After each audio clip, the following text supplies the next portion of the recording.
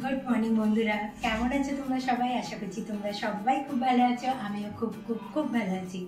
আর আজকে তো সরস্বতী পুজো, আবার ভ্যালেন্টাইন্স ডে বলেও কথা। তো এই স্পেশাল দিনে তোমাদের নিশ্চয়ই কিছু না কিছু প্রিপারেশন আছে, কি সাজবে, কোথায় ঘুরবে, এই সব কিছু নিয়ে। আর আমিও দেখো সকালবেলা স্নান দান করে পুরো রেডি হয়ে গেছি। এবার পুরো পরিবারের সাথে ঘুরতে বেরোবো। আর কোথায় যাচ্ছি, কি ঘুরছি, কেমন আনন্দ করছি, সেই সব কিছু তোমাদের সাথে আমার ব্লগে শেয়ার করবো। তো ব্লগটা দেখতে থাকো আর তোমাদের দিনটা খুব খুব খুব ভালো করে কাটো। তো দেখো, আজকে আমরা সবাই মিলে চলে এসেছি আমতার খোরপ আশ্রমে, শ্রী রামকৃষ্ণ প্রেমবিহার। এখানে না প্রত্যেক বছরই মা শারদা দেবীকে দেবী সরস্বতী রূপে পুজো করা হয়। আর আশ্রমটার পরিবেশটা না বেশ সুন্দর। পুরো জায়গাটা জুড়ে রং বেরঙের বিভিন্ন ফুল গাছ লাগানো রয়েছে। আর এই যে দেখছো, মাঠের মাঝখানে প্যান্ডেল করা হয়েছে, এখানেই না মেন পুজোটা হয়েছে। আর জানো তো, আমরা যখন এসেছি তখন না পুষ্পাঞ্জলি অলরেডি একবার হয়ে গেছে, আমরা সেকেন্ড টাইম পুষ্পাঞ্জলি দিয়েছিলাম। আর তারপর আমরা দুজনে মিলে মঠের চারপাশটা একটু ঘুরছিলাম আর আমাদের ছোটবেলার সব স্মৃতি রোমন্থন করছিলাম। ছোটবেলায় জানো তো, আমরা এখানে কতবার যে সরস্বতী পুজো দেখতে আসতাম তার ঠিক নেই। প্রত্যেক বছরই প্রায় বাবা মাদের সাথে চলে আসতাম। আর ওইদিকে মায়েরা আবার ভোগ প্রসাদের লাইনও রেখেছে। এই দেখো, হাঁটতে হাঁটতে আমরা পুকুরের এপাশটা এসে পৌঁছে গেছি। আর এদিক থেকে দেখো মঠের ভিউটা কি সুন্দর লাগছে। দাঁড়াও, তোমাদেরও একটু দেখিয়ে দিই। এদিকে আমার মা বোন ওরা ফোন করে বলছে, তোরা কোথায়, তাড়াতাড়ি চলে আয়, ভোগের বিরাট বড় লাইন পড়েছে। তো আমরা আবার তড়িঘড়ি করে যেখানে খাবার দেওয়া হচ্ছিল সেই জায়গাটায় চলে যাচ্ছিলাম।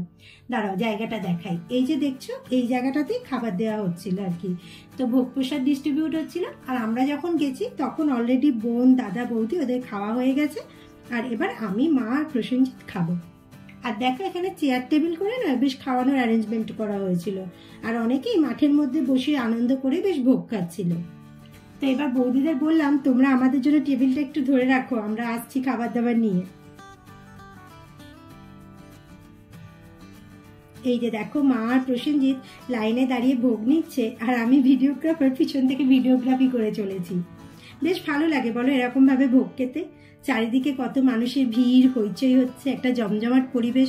আমার তো বেশ ভালো লাগে। তোমাদের কেমন লাগে জানিও তো।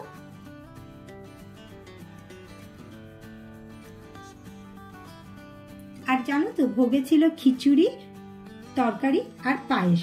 আর খিচুড়িটা তো সুন্দর স্বাদ হয়েছিল, কি বলবো। দেখবে বাড়িতে যদি তুমি করো এরকম কিন্তু লাগে না, এত সুন্দর টেস্টও হয় না।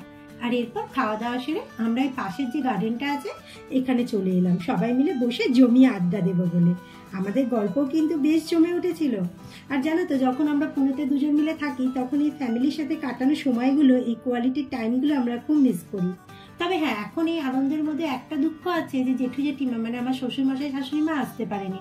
কারণ জেঠিমার এতটা আর্থারাইটিসের প্রবলেম যে বাইরে বেরোতে চায় না। আর জেঠিমারও জন্য জেঠুরও আর কি আসা হয় না। তো যাই হোক, কি আর করা যাবে। দাঁড়াও তোমাদের দেখাই, আমরা যেখানে গল্প করছিলাম এর পাশে না একটা পুকুর আছে। আর দেখো, তোমাদের দেখিয়ে দিই এরিয়াটা। এখানে দেখো সবাই মিলে বসে কিরকম গল্প করছে। আর হ্যাঁ, হবে নাই বা কেন, আজকে তো আবার ভ্যালেন্টাইন্স ডে বলে কথা, তাই না? আর এরপর আমরা মেন গেটের দিকে চলে গেলাম বেরোবো বলে। আর জানো তো, ফেরার পথে না আমার এক বান্ধবীর সাথেও দেখা হয়ে গেল। এবার মঠ থেকে বেরোতেই পাশে দেখলাম নেতাজি সংঘ বলে একটা ক্লাব আছে, ওখানেও বাগদেবীর আরাধনা চলছে। দেখো মায়ের মুখটা কি মিষ্টি লাগছে, তাই না? তো ওখানে গিয়ে আমরা মায়ের দর্শন করলাম, মাকে প্রণাম জানালাম। তারপর সকলে মিলে আস্তে আস্তে বাড়ির উদ্দেশ্যে রওনা দিলাম।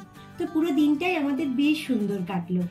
তো আমার ব্লগটা আজকে আমি এখানেই শেষ করছি। আশা করছি তোমাদের ভালো লেগেছে। যদি ভালো লাগে অবশ্যই লাইক, কমেন্ট, শেয়ার করো আর আমার চ্যানেলটা সাবস্ক্রাইব করে দিও।